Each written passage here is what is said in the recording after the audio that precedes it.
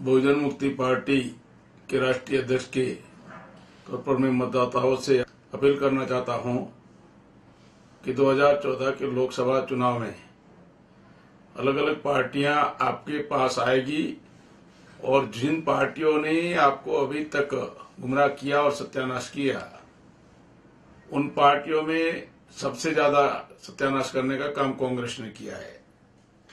58 साल में कांग्रेस का अचीवमेंट जो है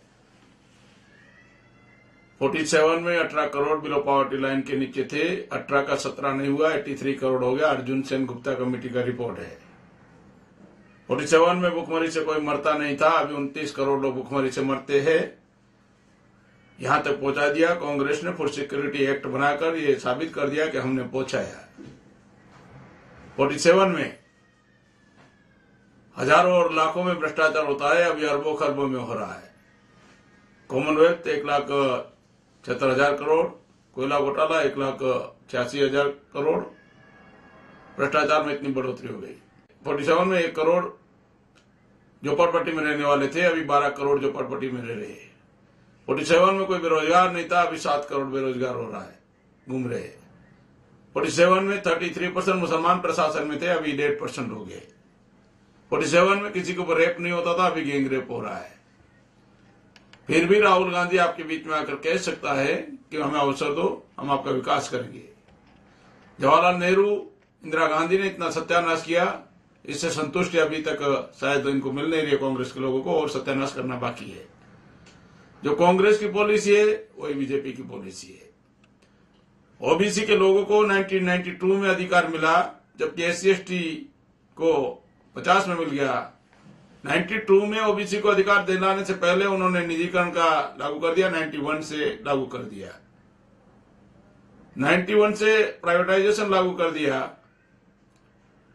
कांग्रेस ने लागू किया। अटल बिहारी आया तब भी बीजेपी वही लागू किया, फिर कांग्रेस आई, वही का वही नीतियां हैं। SEZ की नीति बीजेपी ने बनाई, कांग्रेस अमल किया, और फिर बीजेपी अमल कर रही है टाटा बिरला रिलायंस को गुजरात में एक रुपये में जमीन देकर। सेम नीतियां हैं। ओबीसी की जाति जनगणना के संदर्भ में कांग्रेस की नीति जो है वही बीजेपी की है। क्रिमिनल के संदर्भ में कांग्रेस की नीति है, वही बीजेपी की है। रिजर्वेशन खत्म करने के संदर्भ में कांग्रेस की नीति है, वही बीजेपी की है। एजुकेशन का कॉमर्शियलाइजेशन में दोनों की नीति एक है। फिर भी उन लोगों ने, कांग्रेस बीजेपी ने म्यूचुअल अंडरस्टैंडिंग से यूपीए एनडीए बनाकर भारत के लोकतंत्र को खत्म कर दिया है, और बाकी के सारे छोटे छोटे दल, क्षेत्रीय दल, उनके पिछलगू बने हुए, कोई बीजेपी का, कोई कांग्रेस का। उसमें लालू यादव जी हो, रामविलास पासवान जी हो, मुलायम सिंह यादव हो, बहन मायावती हो, शरद पवार हो, करुणानिधि हो, चंद्रबाबू नायडू हो, सारे के सारे पिछलगू बने हुए हैं। अगर शासक में पार्टी है, सत्ताधारी पार्टी और विपक्ष पार्टियों की पॉलिसी एक है, तो भारत में डेमोक्रेसी कहां है? उन लोगों ने डेमोक्रेसी को खत्म कर दिया है भारत के अंदर।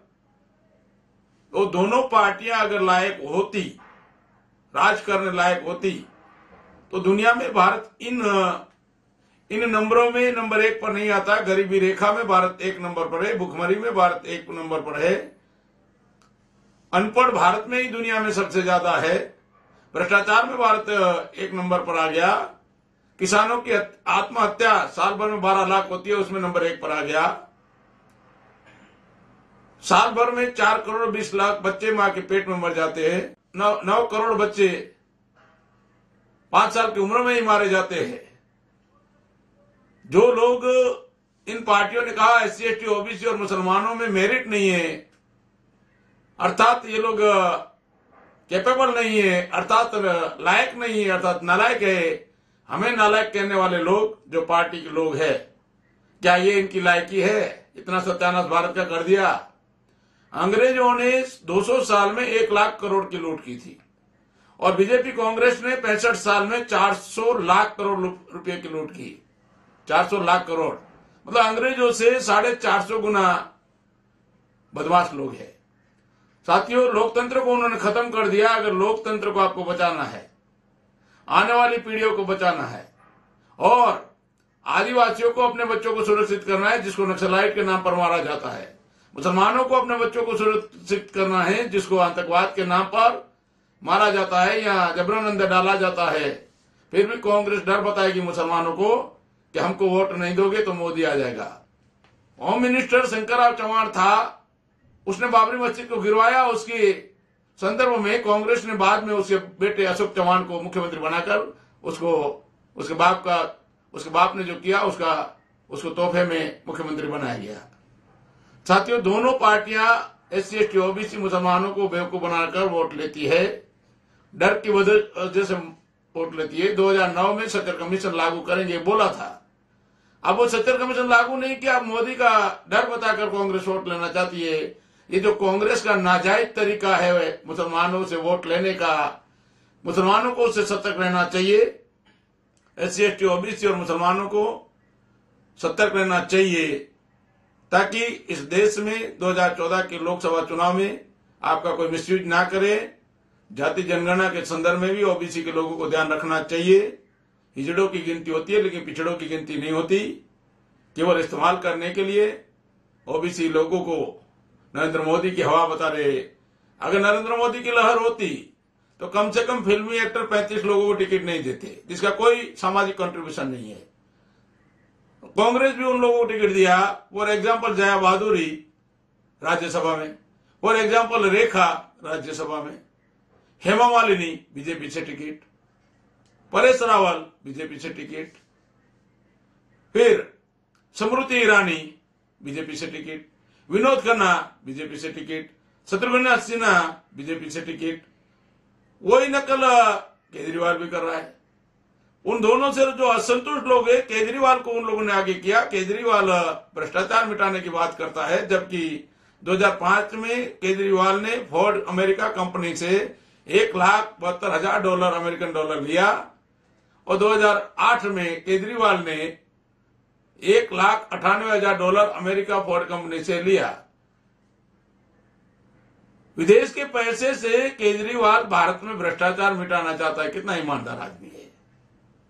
साथियों, मैं मतदाताओं से अपील करना चाहता हूं, अगर आप डेमोक्रेसी को बचाना चाहते हो, अगर आप लोकतंत्र को भारत में बचाना चाहते हो, अगर आप अपनी आने वाली जनरेशन को बचाना चाहते हो, अगर बच्चों का भविष्य बचाना चाहते हो, तो आपको किसी भी पार्टियों की गुमराही में नहीं आना चाहिए।